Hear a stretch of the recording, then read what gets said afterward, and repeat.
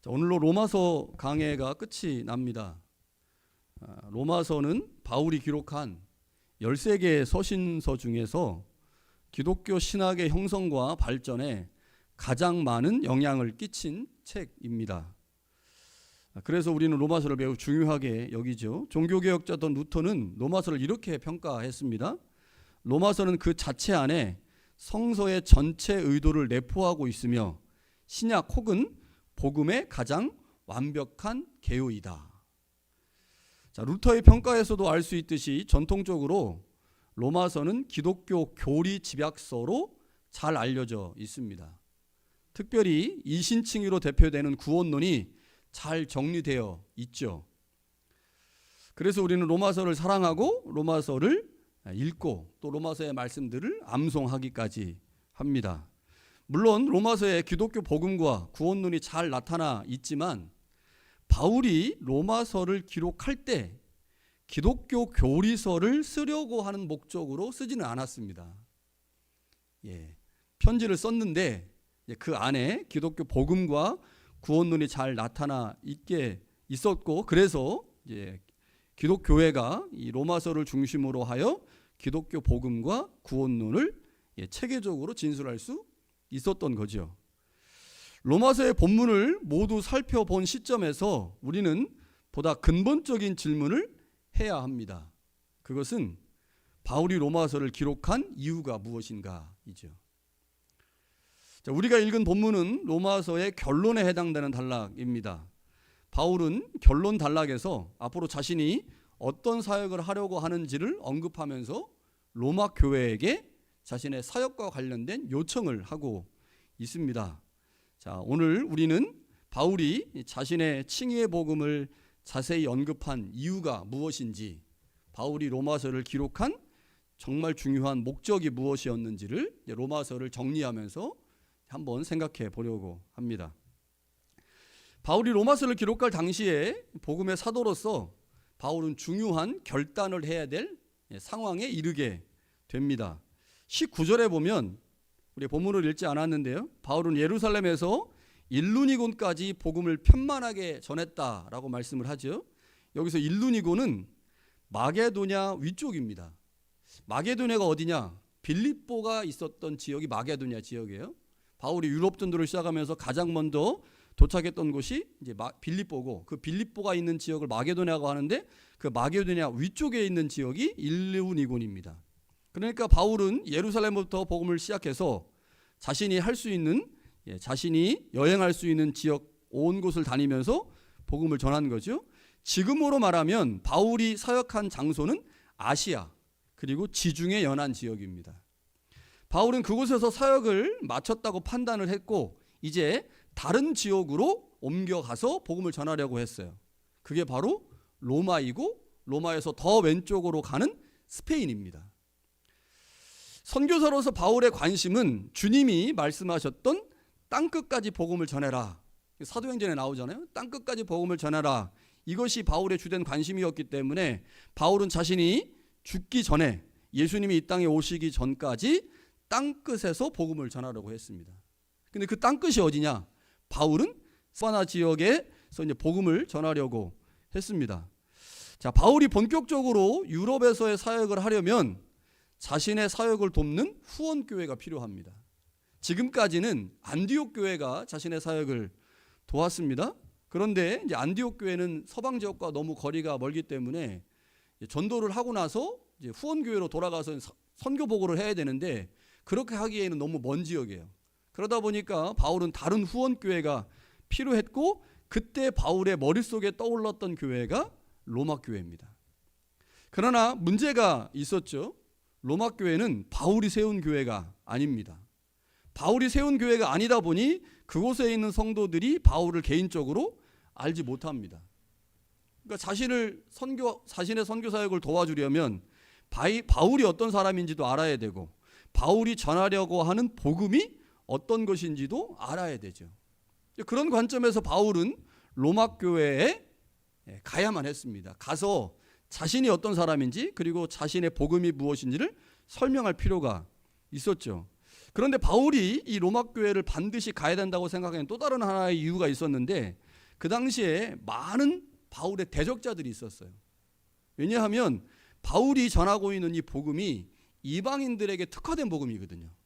그러다 보니까 유대교에서 기독교로 개종한 사람들 중에 바울을 매우 싫어하는 사람들이 많았습니다. 그러다 보니까 바울이 전하는 복음이 잘못된 복음이다라는 사실을 말하고 싶어서 바울은 사도도 아닌데 사도라고 거짓말하면서 복음을 전하고 있다. 그래서 바울에 관한 소문이 당시에 굉장히 좋지 않았습니다. 자, 어디서 우리가 알 수 있냐면 고린도 전서를 보면 알 수 있어요. 바울이 자신의 사도직에 대해서 잘 설명하고 있는데 그 이유는 많은 사람들이 이제 바울의 사도직에 대해서 의문을 제기했고 바울이 전하고 있는 복음 자체에 대해서 문제를 삼았거든요. 그러니까 바울이 스페인 선교를 하려면 로마 교회에 절대적 도움이 필요한데 그러려면 자신이 누구인지를 설명해야 되죠. 특별히 자신은 이단이 아니다. 자신은 문제가 없다. 자신은 그리스도로부터 부름을 받은 사도라고 하는 사실을 설명해야 되고 그것과 함께 바울이 전하고 있는 복음에 관해서도 자세히 설명할 필요가 있었던 거죠. 그래서 바울은 자신이 사역하고 있는 사역지에서 웬만큼 사역이 마무리되었다고 판단하던 시점에 로마를 방문하려고 했습니다. 그런데 본문 22절과 23절에 보면 바울이 이렇게 말하죠. 내가 너희에게 가려 하던 것이 여러 번 막혔다. 자, 여러 번 가려고 해서 이유가 뭐냐면 이제는 이 지방에서 일할 곳이 없다. 그러니까 바울은 나름대로 이제 자신이 사역하던 장소 그곳에서 사역을 마무리해야 된다고 생각했고 그 사역이 마무리되면 이제 다른 장소로 옮겨야 되는데 그때 가려고 했던 곳이 로마고 스페인이었던 거죠. 자, 바울의 전도 여행을 조금 살펴볼 필요가 있는데요. 바울이 1차 전도 여행을 하죠. 그 지역은 주로 소아시아 지역이었습니다. 자, 2차 전도 여행은요. 유럽 전도입니다. 그러니까 뭐 유럽이라고 해서 우리가 생각할 때 유럽은 아니고 유럽의 완전 동쪽 끝입니다. 그 지역을 보통 이제 성경은 마게도니아 지역과 아가야 지역이라고 하는데 이 지역을 편의상 우리는 지중해 연안 지역이라고 불러요. 그러니까 1차 전도 여행이 소아시아 지역이었고 2차 전도 여행은 마게도니아와 아가야 지역. 지금으로 말하면 이제 유럽의 동쪽 끝입니다. 자, 바울은 3차 전도 여행까지 진행을 하는데 3차 전도 여행은 새로운 지역의 선교가 아니었습니다. 그러니까 2차 전도 여행을 했던 곳을 돌아보는 정도의 선교가 3차 전도 여행이었습니다. 자, 그렇게 2차 전도 여행했던 그 지역을 돌아보고 나서 바울이 이제 에베소에 도착을 했는데 에베소는 유럽과 아시아를 잇는 항구 도시였기 때문에 바울이 전략적으로 매우 중요하다고 생각을 해서 그곳에서 이제 복음을 조금 더 전하고 이제 안디옥으로 돌아가려고 했어요. 그런데 그곳에서 사역을 하면서 유럽에서 전도했던 마게도냐와 아가야 지역에서 사역했던 교회들로부터 몇 통의 편지들이 옵니다. 이제 대표적으로 이제 고린도 교회에서 편지가 오지요. 사람도 오고. 그래서 이제 그 지역에 최소 4통의 편지를 보내게 됩니다. 그러면서 에베소에서의 체류 시간이 길어지게 돼요.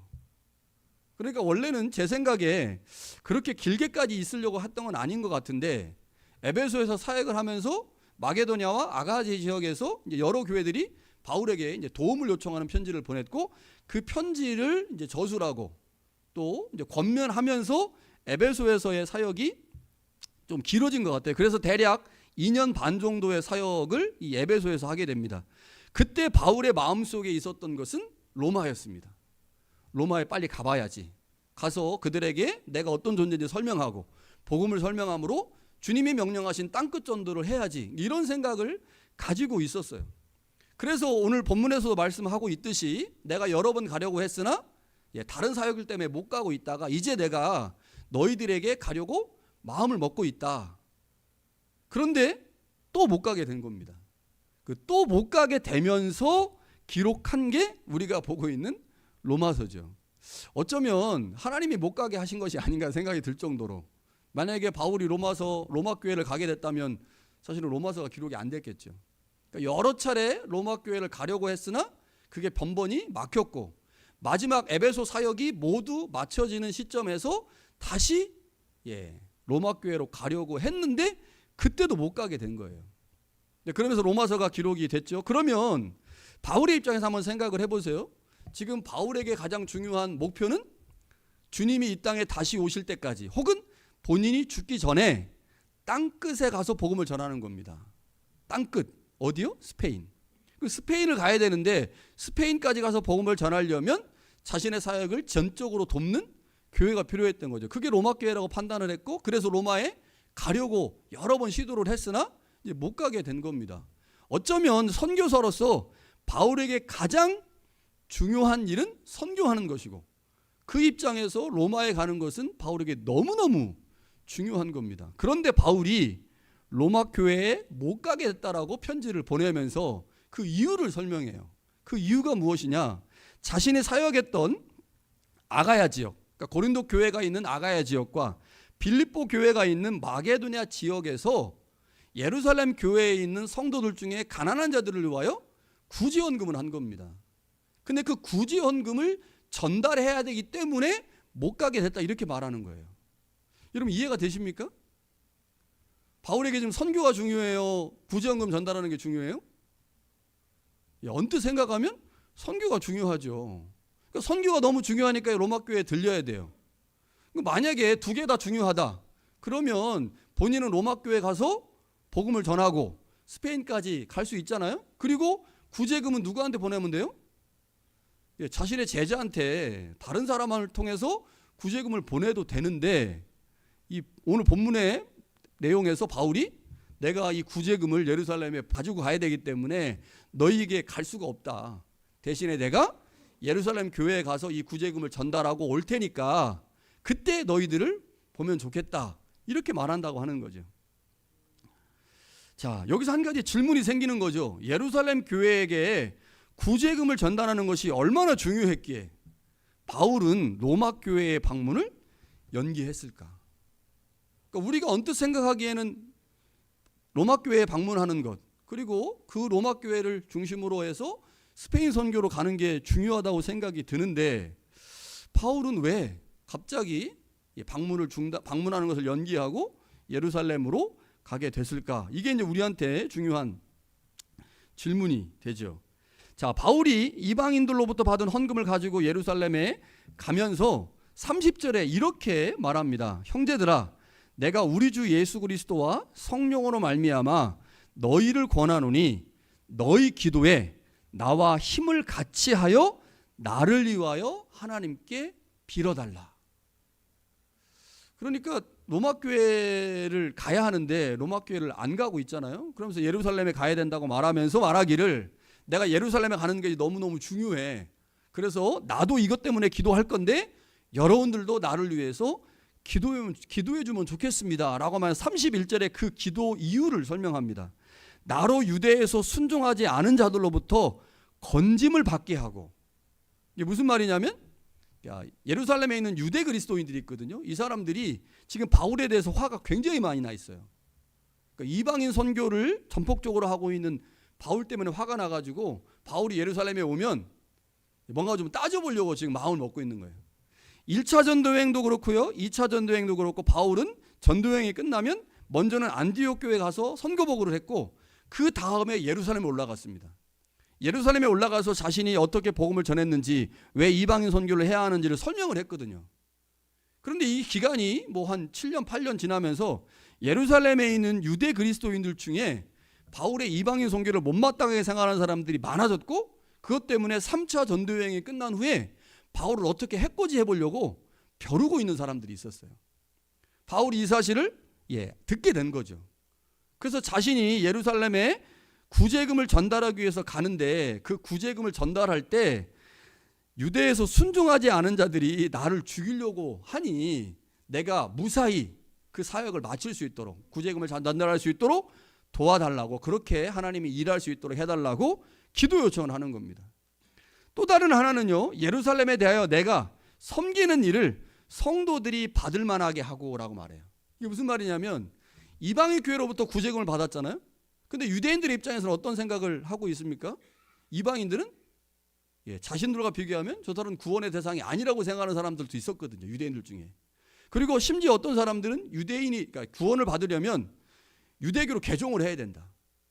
그러니까 이방인들이 유대교로 개종을 해서 할례를 받고 제대로 신앙생활을 할 수 있는 여건을 만든 다음에 예수님을 믿어야 되는 거지, 그냥 이방인들이 막고로 예수님을 믿는 것은 구원의 완벽한 효력이 나타나지 않는다라고 생각하는 유대인들도 있었어요. 그러니까 이러다 보니까 바울이 구제금을 가지고 갔을 때 그 구제금을 기쁨으로 받지 않고 우리는 이방인들이 전해준 것은 받지 않을 거야, 이렇게 생각할 수 있었다는 거예요. 그래서 바울이 이것 때문에 걱정이 돼가지고 내가 이방인들로부터 받은 그 구제금을 예루살렘교회에 있는 교인들이 기쁨으로 받을 수 있도록 이것을 위해서 기도해 주십시오라고 말하는 거죠. 자, 바울이 예루살렘에 올라가면서 두 가지를 염려한 겁니다. 하나는 자신이 받게 될 박해를 염려했죠. 이 사도행전에 보면요, 이 사실이 아주 잘 언급되고 있는데, 아가보라고 하는 선지자가 예루살렘에서 내려왔어요. 그래서 예루살렘 분위기를 바울한테 얘기해 주는 겁니다. 당신 올라가면 반드시 죽습니다. 죽으니까 올라가면 안 됩니다. 올라가면 큰일 납니다. 이렇게 말을 해요. 그랬더니 바울이 내가 죽으면 죽으리라, 내가 예수님처럼 순교자가 된다 할지라도 나는 이 일 감당해야 됩니다 라고 말하면서 이제 기어코 예루살렘에 올라가는 거죠. 그러니까 바울은 예수님처럼 죽음을 각오하고 예루살렘에 올라간 겁니다. 그러니까 목숨 걸고 올라간 거예요. 그 당시에 이제 예루살렘의 상황이 매우 좋지 않았다는 것을 이제 보여주는 거죠. 박해를 받는 것도 사실 걱정이지만 더 큰 걱정은 예루살렘에 있는 유대 그리스도인들이 구제금을 안 받는 겁니다. 이게 이제 바울한테 매우 큰 걱정이었기 때문에 로마서를 기록하면서 로마 교인들에게 이 두 가지를 위해서 기도해 주면 좋겠습니다 라고 언급을 했죠. 여러분, 예수님의 사역이 예루살렘으로 올라가서 예루살렘에서 십자가를 짓고 이제 고난받는 게 예수님의 사역의 가장 클라이막스였는데, 바울의 사역에서도 이게 굉장히 클라이막스입니다. 그러니까 선교 사역이 모두 마무리되는 시점에서 예루살렘에 올라가는데 예수님처럼 목숨을 이제 걸고 올라가야 됐던 거죠. 그리고 이게 바울의 사역에서 왜 클라이막스냐면 구제금이 가지고 있는 성격 때문에 그렇습니다. 바울이 지금 구제금을 가지고 가는데 이 구제금은 단순하게 그냥 헌금이 아니에요. 바울은 이 구제금을 통해서 자신이 전했던 복음이 어떻게 일하고 있는지, 그리고 어떻게 일할 것인지를 볼 수 있는 표지라고 생각했어요. 그래서 이제 바울은 다른 사람에게 이 일을 맡길 수 없었던 겁니다. 자신이 그 구제금을 가지고 가서 자신이 지금까지 전했던 그 복음이 예루살렘 교회에서 어떻게 일할 수 있는지를 이제 보려고 한 거죠. 그래서 못 맡긴 겁니다. 본인이 그것을 가지고 올라가게 되죠. 바울은 지금까지 복음을 전하면서 확고한 하나의 원칙을 가지고 있었는데, 그 원칙은 예수 그리스도를 믿는 믿음, 즉 그리스도의 신실함 안에서 이방인이나 유대인이나 종이나 자유인이나 남자나 여자나 모두 하나다, 모두 평등하다라고 하는 사실을 그는 굳은 원칙으로 갖고 있었어요. 복음 안에서 율법의 행위는 더 이상 효력을 발생시키지 못한다고 바울은 믿었죠. 유대인들이 그렇게 주장하는 율법의 행위가 더 이상 효력이 없기에 오직 우리가 구원을 받을 수 있는 방법은 믿음의 법이다. 예수 그리스도께서 보여주신 신실함, 그리고 그 예수 그리스도의 신실함을 믿는 그 믿음만이 구원을 이뤄낼 수 있다라고 믿었어요. 이방인들은 이걸 다 믿었죠. 이방인들은 이 점에 대해서 조금도 흔들리지 않았습니다. 그런데 여전히 아직도 예루살렘에 있는 유대 그리스도인들은 이 점에 대해서 100% 신뢰하지 않고 있었습니다. 믿음으로 구원을 받는 것은 인정해요. 그러나 그 믿음만으로는 구원받을 수 없다라고 하는 것이 유대 그리스도인의 생각이거든요. 그래서 그들은 살며시 율법의 행위를 통해서도 구원을 받을 수 있다고 생각을 한 거예요. 그래서 끊임없이 예수 그리스도를 온전하게 믿는 방법은 율법의 행위를 통해서도 이루어질 수 있다. 이방인들이 유대교로 개종한 후에 예수님을 믿어야 그 믿음이 온전하다라고 생각을 하고 있었거든요. 이것 때문에 바울은 예루살렘에 있는 유대 그리스도인들과 종종 논쟁을 했고, 이것 때문에 바울이 큰 고민 가운데 빠졌어요. 그런데 이 모든 것을 일소에 해결할 수 있는, 그리고 이것이 해결되고 있다고 하는 것을 보여줄 표지로 바울은 구제헌금을 생각한 겁니다. 이게 왜 중요할까요? 만약에 예루살렘에 있는 교회의 성도들이 이방인 교회에서 가져온 구제 헌금을 기쁨으로 받게 된다면, 그냥 받는 게 아니고 기쁨으로 받게 된다면 그들이 일정 부분 이방인 교회를 인정하는 것으로 볼 수 있다는 거죠. 그러니까 이방인들이 구원받을 수 있다라고 인정한 거예요. 그 무엇을 의미하는 겁니까? 이방인들은 할례를 받지 않았잖아요. 율법의 행위를 지키지 않았어요. 그런데도 믿음으로만 그들이 구원을 받을 수 있다라고 인정한다면 지금까지 바울이 전한 칭의의 복음, 믿음을 통한 구원이 그들 가운데 인정된다고 볼 수 있는 겁니다. 그래서 바울은 이 구제금이 너무 중요한 거예요. 그러니까 단순한 헌금이 아닙니다. 단순한 도움이 아니에요. 이방인 교회가 가져온 그 구제금을 예루살렘 교회가 기쁨으로 받아들이게 된다면 그것은 단순한 구제금의 의미를 넘어서서 이방인 교회를 인정하는 겁니다.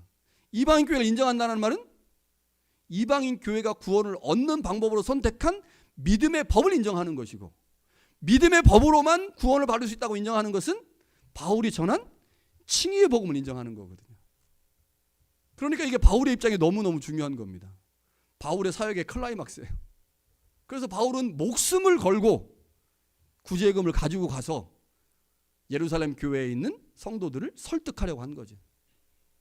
만약에 기쁨으로 받게 되면 뭐 바울에게서 더 이상 말할 수 없는 큰 기쁨이에요. 그래서 로마 교회에게 내가 여러분들을 방문해야 하는데, 방문하는 게 너무 중요한데 이것보다 더 급한 일이 생겼습니다. 이것 때문에 내가 예루살렘 교회에 방문할 것이고, 방문해서 실질적인 결과물이 있으면 좋겠습니다. 여러분 이것을 위해서 기도해 주십시오라고 말하죠. 바울은 이방인을 위해 선택된 사역자입니다. 16절에 보면요, 15장 16절에 보면 이 은혜는 곧 나로 이방인을 위하여 그리스도 예수의 일꾼이 되어 하나님의 복음의 제사장 직분을 하게 하사 이방인을 제물로 드리는 것이 성령 안에서 거룩하게 되어 받으실 만하게 하려 하는 것이라 라고 말합니다. 그리고 18절에는요, 그리스도께서 이방인들을 순종하게 하기 위하여 나를 통하여 역사하신 것 외에 내가 감히 말하지 아니한다. 그러니까 바울은 그의 생애 전체를 이방인 사역을 위해서 헌신했습니다. 이게 자신의 정체성이라고 생각한 거예요. 자신의 사역을 온전히 이방인을 위한 사역으로 완전히 던지니까 하나님께서 19절에 바울에게 큰 은혜를 베푸셨는데 표적과 기사가 나타나게 한 겁니다. 그러니까 복음을 증거하는 곳마다 병이 고쳐지고 귀신이 쫓겨나는 능력이 나타나서 복음이 아주 효과적으로 전달된 거죠. 이게 바울이 이방인 사역에 헌신하면서 하나님으로부터 받은 은혜입니다. 그런데 바울은 이 은혜만 받지 않았어요. 바울은 이방인 사역을 하면서 이신칭의 복음을 깨달았습니다. 우리가 잘 알고 있는 이신칭이 오직 믿음으로만 의롭게 된다, 믿음으로만 구원받는다라고 하는 이 이신칭의 복음이 로마서와 갈라디아에서 잘 나오는데, 바울이 이방인 사역을 하면서 그 사역의 현장에서 깨닫게 된 복음입니다. 그래서 다른 서신들을 보면요, 이신칭의 복음이 강하게 나타나지 않아요. 베드로 전후서, 야고보서, 요한 1, 2, 3서 이신칭의 복음이 나올까요? 안 나옵니다. 그러니까 이 이신칭의 복음은 바울이 그의 사역과 현장에서 깨닫게 된 복음이에요. 바울은 구원에 관해서 매우 편협한 관점을 가지고 있는 유대인들과 논쟁을 많이 했습니다.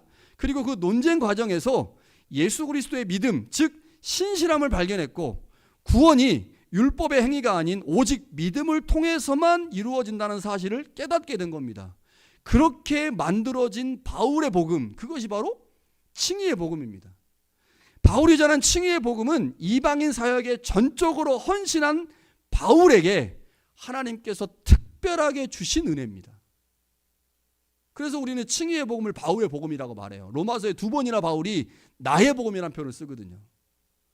그러니까 칭의의 복음은 그 누구도 전하지 않았던, 바울이 전했던 복음인데 이 복음이 기독교 복음의 초석이 되죠. 그러니까 우리는 굉장히 중요한 복음을 바울로부터 받았습니다. 바울이 이방인 사역자로 부름을 받으면서 그에게 복음을 전할 때마다 놀라운 능력이 나타났고, 그것 때문에 하나님의 복음의 능력으로 많은 사람들에게 복음이 전할 수 있었고, 바울이 경험한 칭의의 복음은 이방인들에게 전적으로 헌신하면서 나타났던 그 복음의 특징을 바울이 이해하면서 자신의 복음으로 많은 사람들에게 복음을 전하게 된 거죠. 바울은 로마서 1장 16절에 내가 복음을 부끄러워하지 아니하노니 이 복음은 모든 믿는 자에게 구원을 주시는 하나님의 능력이다. 먼저는 유대인에게요. 그 다음은 헬라인에게다. 자, 바울은 모두를 위한 복음을 전했습니다. 만약에 율법의 행위를 인정하게 된다면 그 율법의 행위를 할 수 있는 유대인들에게는 구원이 되지만 율법 자체를 아예 받지도 않은 이방인들에게는 구원이 일어날 수 없죠.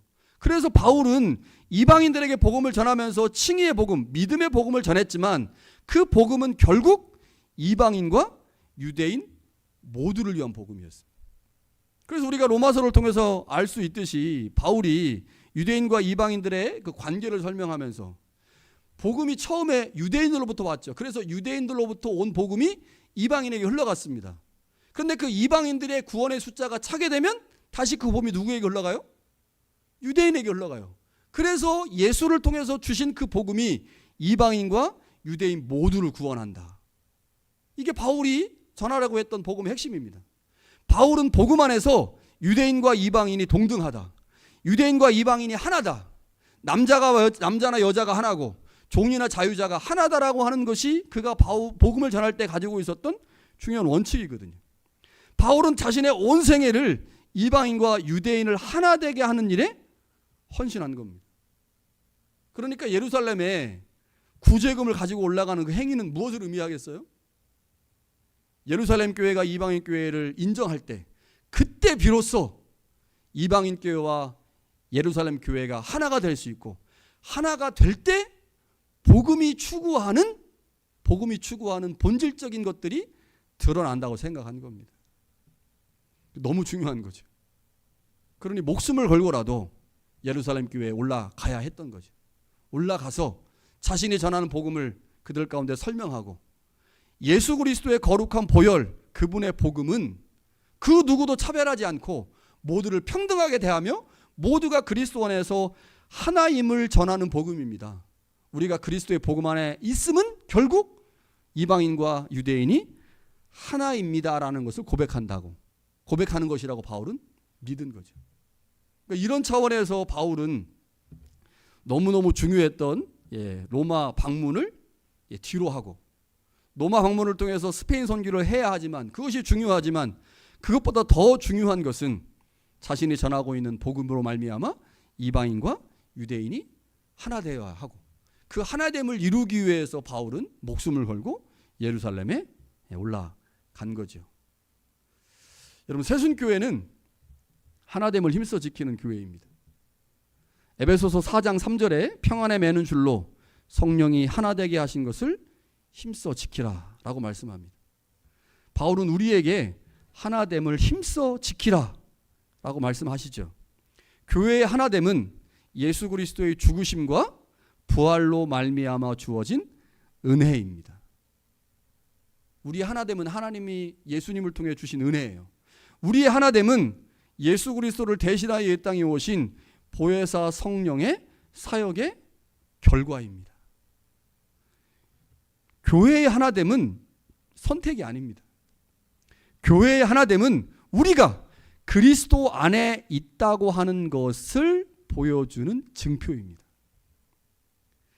우리의 하나됨은 우리가 복음을 믿고 있다. 내가 하나님을 믿고 있다라고 하는 것을 보여주는 표지입니다. 그래서 중요해요. 그래서 우리는 공동체 안에 있는 모든 사람과 연합과 일치를 위해서 애를 써야 됩니다. 예수 그리스도를 믿고 성령의 일하신 가운데 있는 우리가 하나 되어야 하는데 이것은 우리의 수고와 노력이 더해지지 않으면 이루어질 수 없는 것입니다. 바울이 그래서 말하죠. 하나됨을 힘써 지켜라. 우리는 예수 그리스도 안에서 이미 하나가 됐어요. 그런데 그 하나됨을 깨려고 하는 세력들이 있죠. 밖으로는 마귀가 우리의 하나됨을 방해하고 있습니다. 그 마귀의 계획이 얼마나 치밀하고 정교한지 우리는 역사적으로 또 위니펙에서 수많은 교회들이 하나됨을 포기하고 분열하는 모습을 여러 차례 봤습니다. 보셨죠? 지금도 여전히 한인 교회들이 분열하고 있어요. 그러니까 우리가 이미 그리스도 안에서 하나 되었는데 그 하나됨을 지키는 것이 얼마나 힘든지 마귀적 세력으로 말미암아 우리가 이 일에 끊임없이 방해를 받고 있다는 거죠. 또 다른 하나는요, 안으로 우리 안에 있는 악한 이기적 본성 때문에 하나됨이 방해를 받습니다. 끊임없이 우리 하나됨을 거부하는 세력들이 우리 안에 있는 거예요. 우리 안에. 그러니까 우리 안에 있는 악한 본성이 마귀적 세력과 연합되면요, 그 힘이 엄청납니다. 그래서 나와 생각이 다르고 나와 뜻이 다른 사람들을 배척하고 배격하면서 교회는 끊임없이 분열하는 거죠. 여러분 반드시 기억하면 좋겠습니다. 우리의 연합과 일치는 예수 그리스도의 십자가와 성령의 일하심의 결과입니다. 우리의 연합과 일치는 내가 예수 그리스도의 십자가와 부활을 믿고 성령이 우리 안에서 내주하심으로 나와 함께 일하시고 있음을 고백하는 행위입니다. 그래서 우리는 어떤 경우에도 교회 연합과 일치를 깨는 일을 해서는 안 됩니다. 여러분 우리가 그 전에 그런 일을 했을 수 있어요. 우리도 새순교회도 마장에서 분리된 교회 아닙니까? 그러면 이전 일은 지나갔어요. 그 이전에 어떻게 했는지는 중요하지 않습니다. 앞으로가 중요한 거예요. 앞으로가 지금부터 내가 어떠한 한이 있어도 어떤 일이 있어도 교회 연합과 일치를 깨지 않겠다라고 하는 결단이 우리 가운데 있을 때 바울이 전해준 그 십자가의 복음, 믿음의 복음, 칭의의 복음이 우리 안에서 일함으로 하나됨을 통해서 일하시려고 하는 하나님의 놀라운 계획이 성취가 되는 겁니다. 여러분 이런 노력 없이 어떻게 교회를 통해서 하나님의 일이 드러날 수 있겠습니까? 이러한 애씀이 없이 어떻게 교회 안에 하나님이 세우시려고 하는 하나님의 나라가 세워질 수 있겠어요? 여러분 일치만큼 연합만큼 하나됨만큼 어려운 것이 없지만 그 힘든 일을 우리가 감당하려고 할 때 예수 그리스도의 십자가의 사건이 우리의 일치와 하나됨을 위한 사건이었다. 성령이 우리 안에서 끊임없이 지금도 기도하고 계신 그 성령의 안타까운 기도는 우리의 하나됨과 일치를 위한 기도라는 사실들을 기억해야 합니다. 그것을 기억함으로 우리 안에 그 어떠한 경우에도 하나됨과 일치를 깨는 일들이 우리 안에 일어나지 않도록 여러분 로마서가 우리에게 전해주고 있는 매우 중요한 메시지죠. 우리가 지금 보셨잖아요. 14장 15장에서 바울이 교회 안에 있는 먹는 문제, 이 절기 문제 가지고 결코 교회가 분열되면 안 된다고 말씀을 하고 있는데 로마서를 통해서 하나님께서 우리 가운데 주시는 가장 중요한 메시지, 그것은 우리의 하나됨을 위해 일하신 주님과 성령을 의지함으로 연합과 일치를 이루어내는 것입니다. 여러분 이것이 쉽지 않지만 이 일들을 감당하게 될 때 하나님께서 우리 가운데 분명히 보상하실 것입니다. 그 보상을 기대함으로 주님의 말씀을 온전히 이루어내는 우리 모두가 될 수 있기를 간절히 축원합니다.